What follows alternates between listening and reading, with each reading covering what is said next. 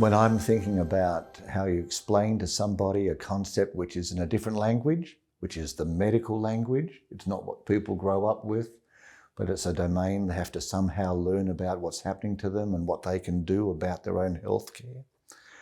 Look, there are times when difficult concepts need to be seen as dot points. And if they're considered as a dot point, you can get so many dot points of, oh, I'm going to tell you this, going to tell you that, going to tell you this. There's a really great description. They call it that health practitioners deliver to patients a tsunami of information. It rolls over you. You hear it, but you don't really listen to it. You don't really internalise it. And you walk out of that doctor's room or that health practitioner's room, and within 30 seconds, 90% of what they told you is gone.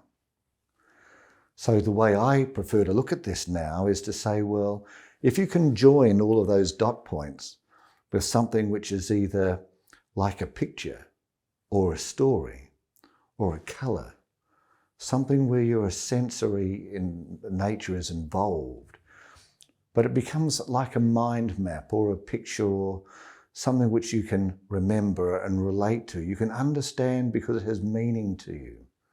So it might be, for instance, you've got really old skin. Your old skin is weak and it is fragile.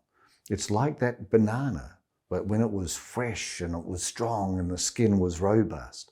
But as it has ripened, that ripe banana has a very weakened skin. It can easily fracture and break.